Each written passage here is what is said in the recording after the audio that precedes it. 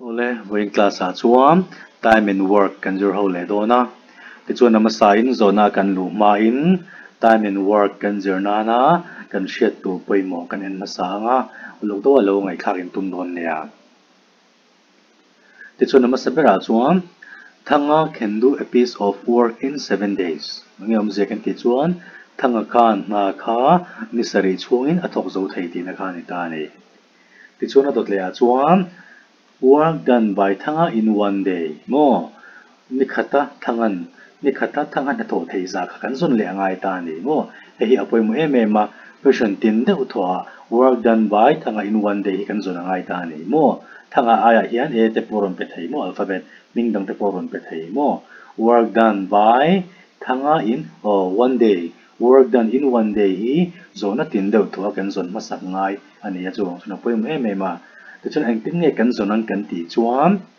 thanga can do a piece of work in 7 days ni sari chungin thanga khan na athok zo thei ta helai 7 hi a reciprocal in kan zia kam ta hian 1 divided by 7 om zia chu ni khata thanga na tho thei za chu 1 by 7 tin na ni ta ni ti chuna dot le a work done by thanga in 1 day kha o 1 by 7 kan nei le ta thanga khan ne khata na tho thei za chu 1 by 7 ani ta ni ti chuan heta time taken by thanga to complete the work ngo thanga khan na kha eng ti khun chung ni a tho zong ti kha kan zon le angai ta kan za zon da kan hriat le angai ta ni work done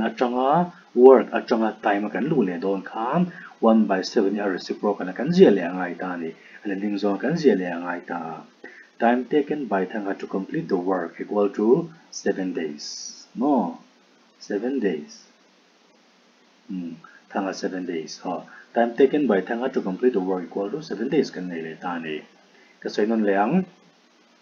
thanga khan ni sari chungin na athok zo theya mo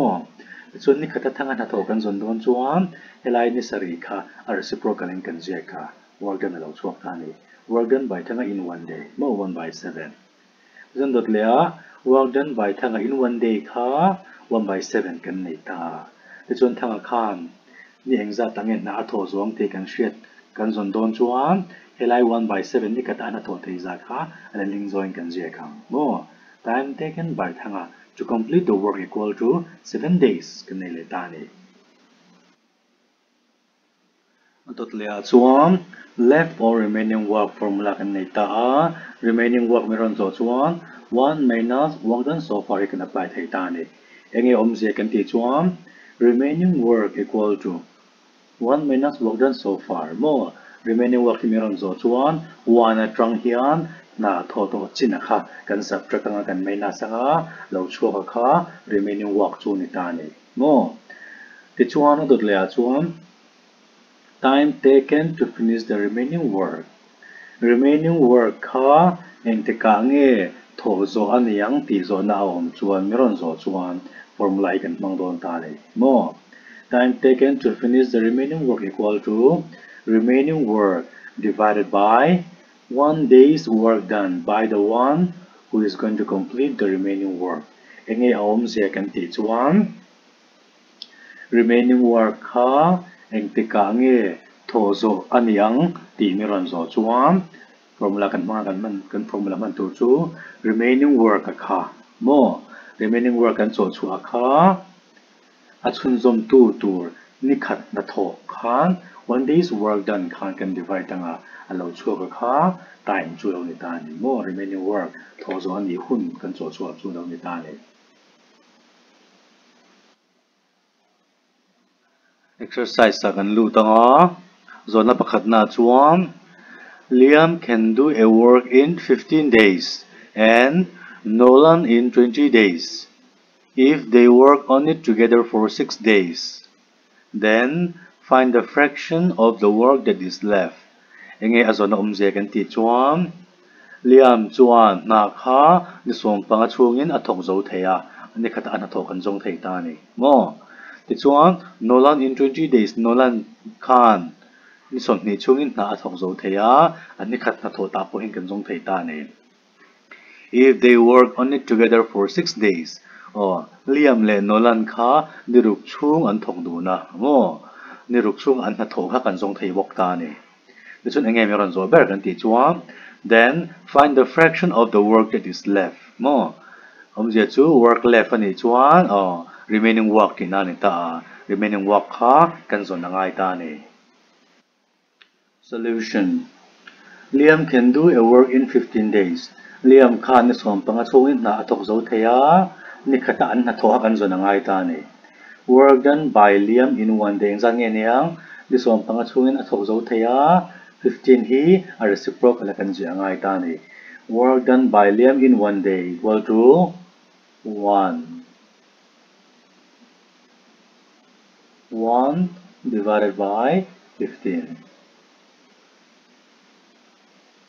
It's another layer. Nolan in 20 days. Nolan khan ni som ni chungin na thok zo theya ni khata na tho chung zan nge niang. Work done by Nolan in 1 day ni chuan 1 by 20. 1 divided by 20. Kan nei le ta ni. Ti chuan ni khata an na tho ve ve kan nei ta. Zo na le lo kang if they work on it together for 6 days. Then the fraction of the working that is find the fraction of the work that is left.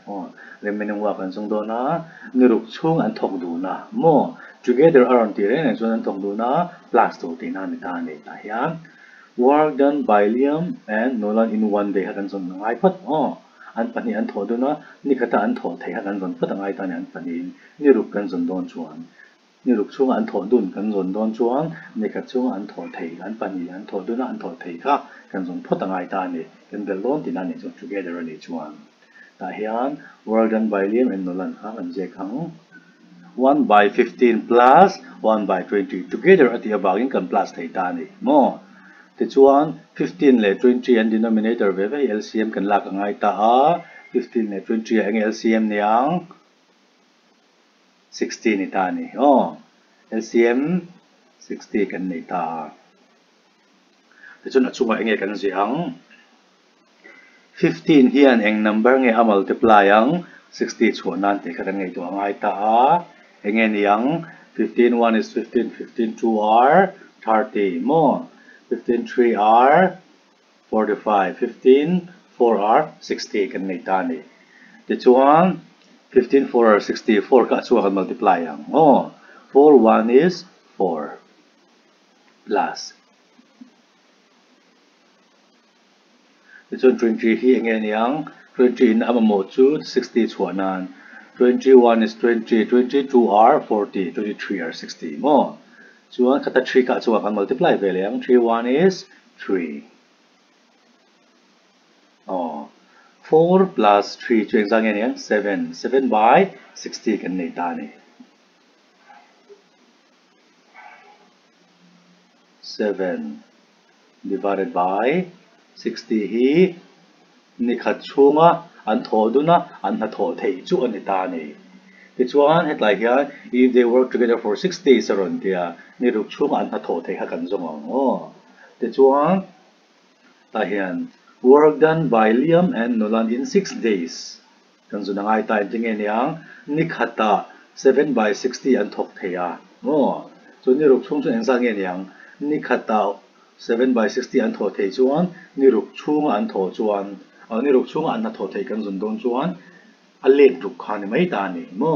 ti chuan 7 by 60 let ruk chu eng kan jiang 7 divided by 60 multiply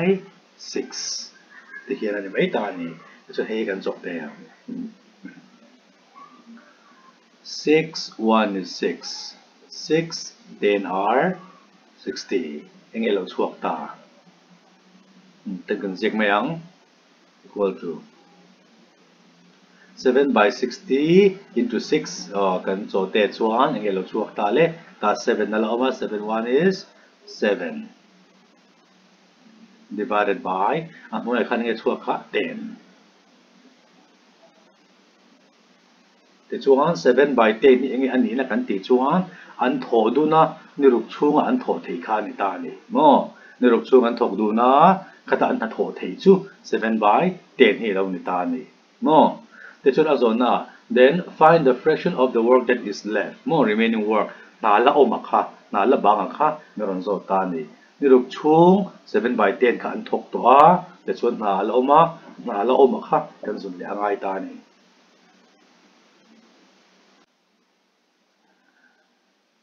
the chuan remaining work kan zon don chuan remaining work formula kan nei ta a enge kha remaining work equal to 1 minus work done so far mo a formula chu kan jek to lawanga 1 atangin na tho to chena kha minus zon ta ni mo ni sa kan tho dun to kha an tho dun kha ni ruk chung an thok du na ni ruk chung an tho kha kan minus zon ta ni 7 by 10 hi 1 atang kan minus sang remaining work equal to 1 minus ni ruk chung an tho thai ka exam nge kha 7 by 10 7 divided by 10 kan nei ta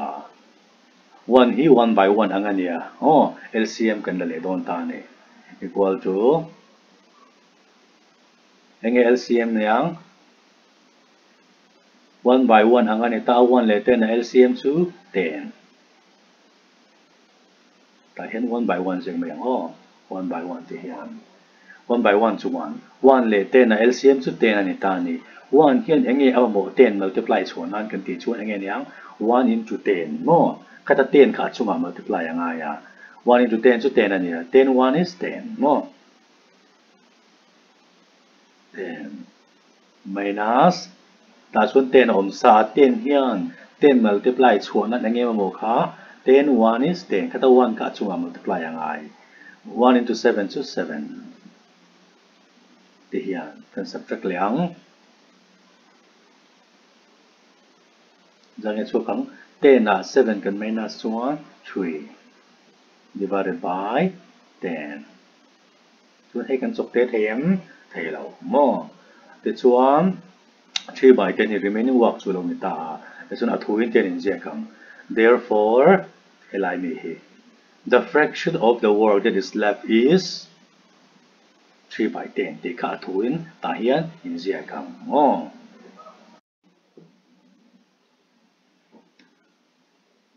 zona pahnih na chuan A can finish a piece of work in 18 days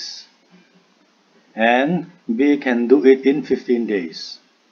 B worked for 10 days and left the job. In how many days A alone finished the remaining work? Enge zonom je kan ti chuan A khan na khan ni som pariat chungin a thok zo theya mo ni ka ta na tho thei kha kan zong thei ta ni 1 by 18 khan ni mai ta jeng bakin B khan na kha ni som panga chungin a thok zo theya mo te chuan ni kha ta na tho thei chu work done by B in 1 day chu 1 by 15 khan ni le ta ni te chuan A khan ni som pariat chungin na thok zo theya B khan ni som panga chungin na thok zo theya B work for 10 days te chuan B khan na kha ni som chung a thok ta ni te chuan na kha chon san ta mo te chuan in how many days A alone finished the remaining work te chuan B khan ni som chung na a thoka chuan na a chol sana A khan a chun zum don ta ni na la oma kha mo chuan a zona mi ron zo ber chu na la oma kha remaining work kha A khan eng ti ka nge a tho zong ti kha mi ron zo chu ani ta ni solution A can finish a piece of work in 18 days. A khan ni som pare chungin na athok zo theya ni kha chunga an tho de chen za nge niang work done by A in 1 day chu 18 hi a reciprocal kan ji ngai ta nge niang 1 divided by 18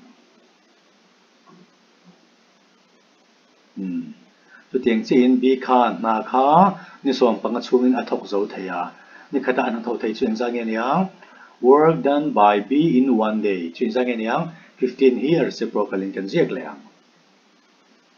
1 divided by 15. Ti hiam. Itsun ta nge niang B work for 10 days aron ti tani. Work done by B in 1 day chu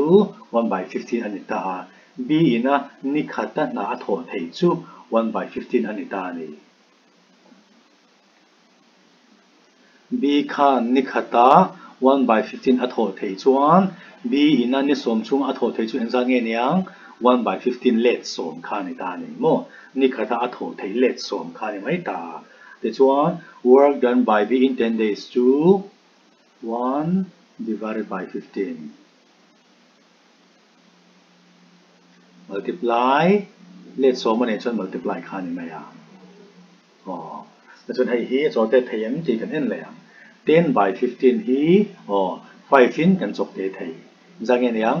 5 3 are 15 10 นี่5ไปจังเงี้ยมั้ง5 2 are 10มั้งแต่ส่วน work done by b in 10 days อย่างจังเงี้ยช่วงตาค่ะ2 by 3กันในตานี่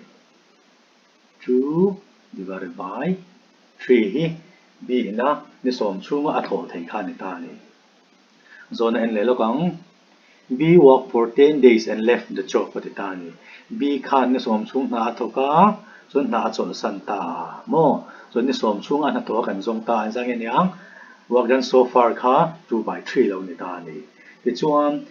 a ตัวนี้ชุนจำนวนค่ะ a ข้าน่ะชุนจำนวนตานี่ทำไมin how many days a alone finish the remaining work นาละอมค่ะ a ข้าเองที่คนช่วยเงี้ยอสองอโถสองอามาอินตีค่ะไม่รอนสองช่วยตาที่ส่วน remaining work ค่ะอโถตัวละกันส่วนพอตั้งไงตานี่น่าละอมค่ะ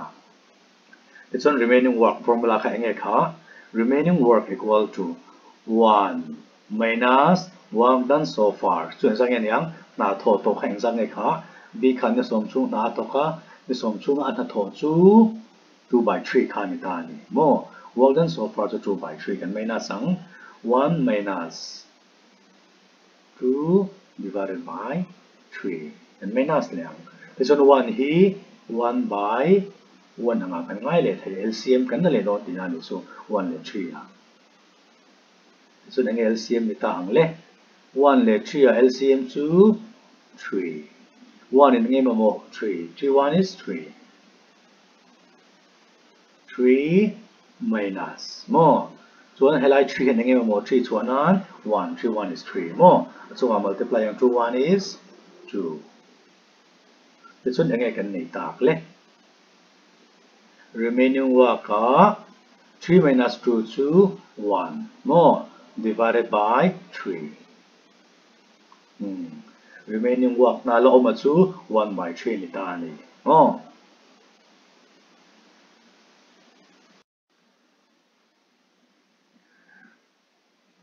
ที่ชวนเองไม่รอนโซเบอร์เอนตาฮิลา in how many days a alone will finish the remaining work น่าละอมาค่ะ a ขันอามาอินเอ็นติกังอัฐโซอังติค่ะไม่รอนโซเบอร์ชวนิตาที่ชวน therefore time taken by a to finish the remaining work equal to เองกัน formula ในค่ะอธิระกันสวยโตค่ะ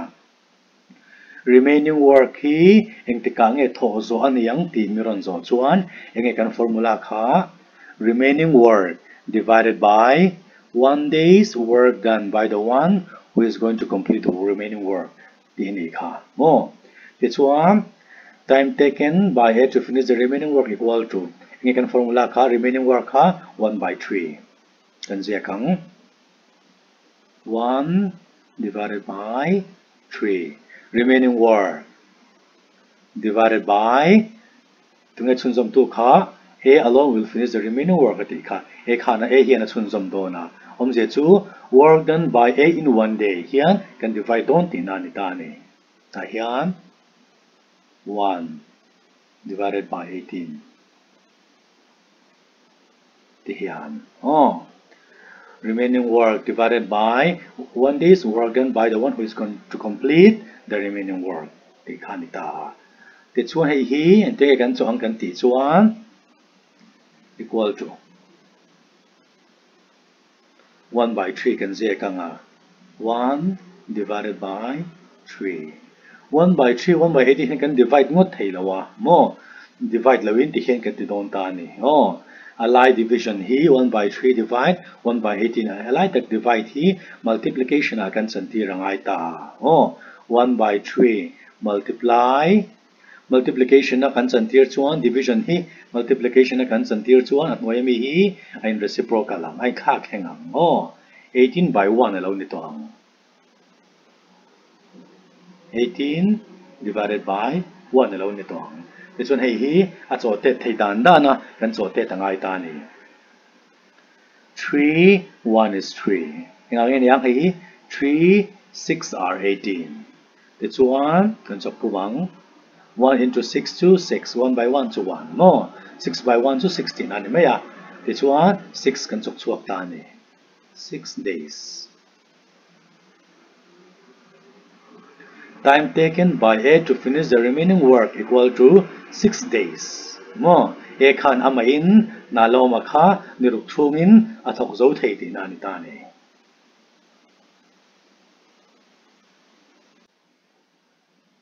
zona pathum na chuan Adrian can do a piece of work in 16 days Adrian khan na kha amain niruk thungin athok zo thei ti na ni ta ni kata an tho thei chu 1 by 16 kha ni ta ni work done by Adrian in 1 day chu 1 by 16 and Brody can do the same work in 12 days Brody khan na kha ni som pani chu athok zo thei a tichun a work done chu ni kata an tho thei chu work done by Brody in 1 day chu 1 by 12 ni le ta ni tichuan with the help of Colin they completed the work in 4 days Colin khan rom puya an pathumin an thok du na an pathumin nili chungin an thok zo thei ti na ni ta ni mo tichuan work done by Adrian Brody and Colin in 1 day chu 1 by 4 alo ni ta ni an pathuma an tho tun chuan nili chungin an zo thei a an work done chu 1 by 4 alo ni ta ni tichun enge mi ron zo how much time will Colin alone take to finish it no Colin khan amain na khan ni engza tangi azong ti kha mi ron zo chu ni ta ni solution Adrian khan ni som paruk chungin na athok zo theya work done by Adrian in 1 day ni kata Adrian na tho thei za chu 16 hi reciprocal in kan jek le ang 1 divided by 16 ti hian Brody can do the same work in 12 days Brody khan ni som pani chungin na athok zo theya a work done by Brody in 1 day ni kata an tho thei chu 1 by 12 1 divided by 12 kan nei ta ni chon dot le with the help of Colin they complete the work in 4 days tichun Colin an rom puya an pathumin nili chungin an zo thei ta ni no an pathumin nili chungin an zo thei ta work done by Adrian Brody and Colin in 1 day an pathuma ni khata an tho thei chu 1 by 4 lo ni ta ni 4 let ling hi mo 1 divided by 4 an pathumin nili chungin an zo theya an pathuma ni khata an tho thei chu 1 by 4 alo ni ta ni ti chuan enge mi ron zo en ta ila how much time will Colin alone take to finish it Colin khan ama in na kha intikange atho zo ve ang ti kha mi ron zo chu ni ta ni ti chuan Adrian kha 1 by 16 kan ne ya Brody kha 1 by 12 kan ne ya an pathumin Adrian Brody le Colin kha an pathumin 1 by 4 kan nei ta ni ti chuan Adrian 1 by 16 kan ne ya Brody 1 by 12 Colin ni kan nei lo ta ni Colin hi amala kan da angai ta ni ti hian work done by Colin in 1 day tingen yang an pathum kha 1 by 4 kan ne ya an pathuma changin Adrian le Brody hi kan minus non ta ni tichun Colin kha lo chuang don ta mo an pathum chu engza nge yang 1 by 4 1 divided by 4 minus Adrian le Brody ha kan minus ang 1 by 16 plus 1 by 12 ti hian no an pathuma changin Adrian le Brody ha kan minus ta alo chuak ha Colin chu ni don ta ni work done by Colin 1 day chu lo don ta ni ti chu nei hi ti hen kan chokang bracket kan che ta nga equal to 1 by 4 minus 1 by 16. Bracket kan treat nga minus 1 by 12. LCM kan la kamay le ta. Ang LCM ni ta ang 4 le 16 le 12 fa ang LCM kan ti chuan 48 ano ni ta ni. LCM zon dan chu in thiam to kha mo. Ti chuan 48 kha LCM ani ta. 4 12 are 48, 16 3 are 48 mo. 4 hian ang mo 48 chuan an 12 mo. 12 1 is 12. Ti hian minus 16 ang mo kha 16 in 48 chuan an multiply to 3. 3 1 is 3. 16 3 are 48 mo. 3 kan ni ta minus 12 in mo kha ang kha 12 4 are 48. 4 kha ni ta ni. 4 1 is 4. Iso na hi kan so le angai ta ting en yang 12 for 3 kan minus sun en sang en yang 9 na yem som pat ne pathum kan pai chu pakwa ni ta. Ti chuan 12 minus 3 to 9. 9 na taken 4 subtract le ta ila 5 lo chuak ta ni.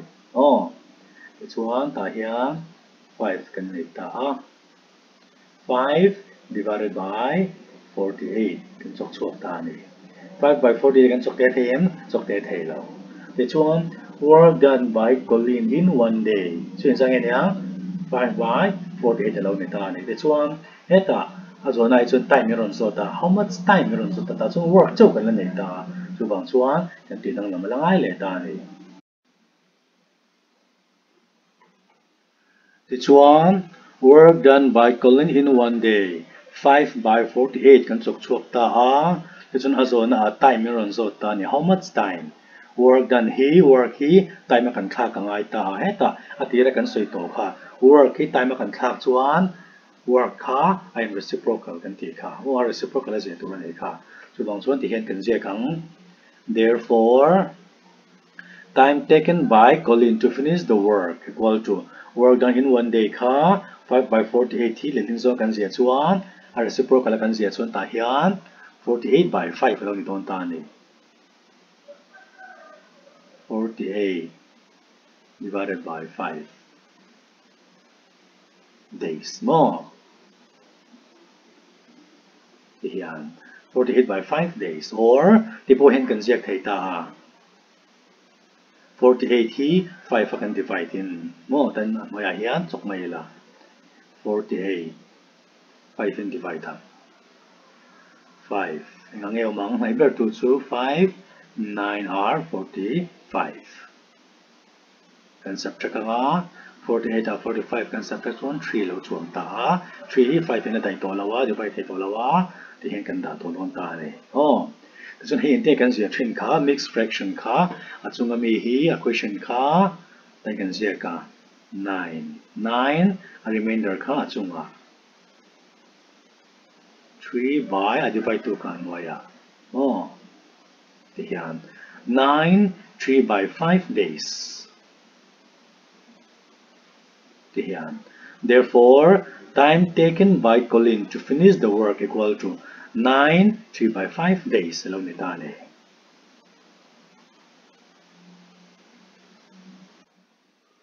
Zona palina chuam A can do a piece of work in 4 hours. Mo tahen day ni tolawin hours meron pe to ta.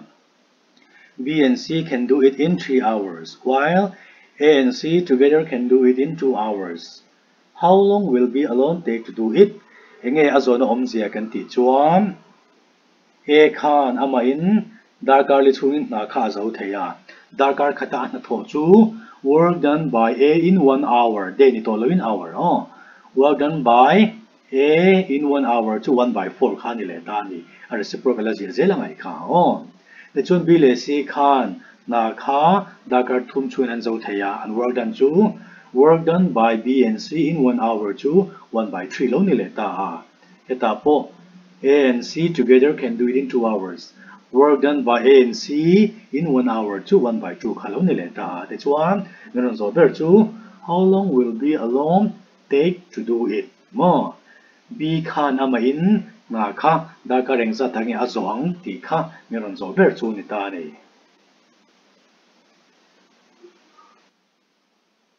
solution A can finish a piece of work in 4 hours. A khan da kar le chung na zo theya work done by A in 1 hours. Da kar khat chung an tho chu en sang en yang 1 divided by 4. Mo A in na tho zo thei hun kha a reciprocal kan sia chuan da kar khat chung a en tho thei kha ni ta ni. Chun dot le a B and C can do it in 3 hours. B le C kha an tho donin da kar thum chung a an zo thei ta ha. Chun da kar khatan nai sang en zong work done by B and B plus C in 1 hour. Sang en yang 1 divided by 3. Oh, B le C a shan ve ve ni lawin an pan ya an tho donin 1 by 3 an thok ti na ni ta ni da kar khat chuang en. Chun heta A and C together can do it in 2 hours. Ta po hian A le C in da kar ni chung en zo theya da kar khat chung an na tho chu en sang en yang. Work done by A plus C in 1 hours to 1 by 2. Ni le ta ni 1 by 2. A amal ni lawin C amal ni lawin an pani an tho donin 1 by 2 ni ta ni. Ti chuan engem meron zo kha how long will B alone take to do it? Mo B meron zo ta ti chuan hela ya hian B amal ni lawin an pani in kan nei ta an pani an tho donin amal chuan si B le C chu kan nei lo ve ve. Ohวางจะให้ชุมกันในไลน์นี้ชวนละมั่งไทยเราตาเฮียมเลซีอันปันนี้อันทอดุนิน1 by 2กันในตาอามาลินกันในตากันในตาชูอามาลิน work done by A in 1 hour to 1 by 4กันในตานี่ส่วน C กันในกันในเราว่าเส C ที่กันทรงไทยตานี่อัปขัดโซที่กันในเสียอันปันนี้อัจงิน A กันไปส่วน C ขาดจวงโดนตานี่ส่วน C กันในส่วนตายกันมั่งเลยไทยยังอันปันนี้อาจารย์สีกันไปจวนบีขาเราช่วงโดนตานี่แม้เราจะสีให้กันส่วนพูดต่างไอตาที่ส่วนตาเฮียม work done by C in 1 hours กันที่จวนอันปันนี้อาจารย์A กันไปยังจะสุดตาเฮียนเสียตายละให้ A plus C อันปันนี้อาจารย์ A กับ minus จวนเงี้ยจวงอังยังกันเสียละC จวงตานี่ตรง A ขจุกันกันเสียที่ตา plus เนี่ยตา minus C อ่ะช่วงตานี่ก็เตียงเจี๊ยกัน A plus C อายา1 by 3กันบังโดนะ1 by 2 minus A ขจุยังไงคะ1 by 4 1 divided by 4มอให้ฮี LCM กันโดนตานี่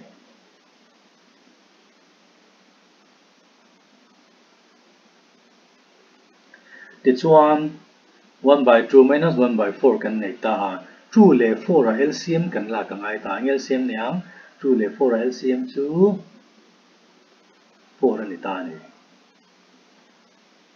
แต่ช่วง2เฮียนเองว่าหมก4 multiply ส่วนนั้น2 or 4ข้ามี2ก็ช่วง multiply ยังไง2 1 is 2 minus 4เฮียนเองว่าหมก4ส่วนนั้น1 1 into 1 2 1ที่ส่วนยังไงกันในตาเพลงแต่นี่ applies ที่ไหนequal to 2 minus 1 to 1 by 4C พอฮี1 by 4กันสองช่วงที่นั่นในตานี่ที่ส่วน B กันจงเทตาตัวนั้นส่วน C กันในตัวB เล C อันปันนี้อันถอดส่วน1 by 3ตา C work done by C in 1 hour to 1 by 4กันสองช่วงก็work done by B in 1 hour เองช่วงกันที่ช่วงเหตุการณ์เสียมแหลมเห็นตีนานให้ไล่ให้กันมั่งโดนให้มีไล่ให้กันมั่งเรียตวง B plus C อันปัจนี้อาจารย์เฮียน C ที่ไปตายละ minus C ที่ตายแล้วเงี้ยช่วงC จุกันเสร็จละ B ช่วงตาเนี่ยมั่วอะไร B ออกมังเจีย我们接触 B 类 C 看出应该卡1 by 3么？大象1 by 3跟接配啊 ，minus C 看应上个卡，跟 minus 多了看 C 卡，跟做错接卡1 by 4 1 by 4这些 LCM 跟两个跟 minus 来咯3 来4应该 LCM 你当嘞3 3 le 4 LCM chu 3 12 lo ni ta LCM zon te ka chu in so to em ka ti chuan 3 le 4 LCM 12 ani chuan 3 hian enge emaw 12 chuan an 3 4 are 12 4 hi ni mai ta chunga multiply angai 4 1 is 4 minus 4 hian enge emaw 3 12 multiply chuan an 4 3 are 12 3 khan ta chunga multiply ang 3 1 is 3 4 minus 3 lo ni ta kan minus anga injang e chua kang 4 minus 3 chu 1 by 12 4 minus 3 to 1 and then we are 12 paloma 1 by 12 work done by B in 1 hour to 1 by 12 paloma ni this one work done by B in 1 hour equal to 1 by 12 kan chok chuak ta azona how long will be alone take to do it azona time meron zot ta ni zia chu work hi time kan khak le angai ta ni ate kan khak kan ti chuan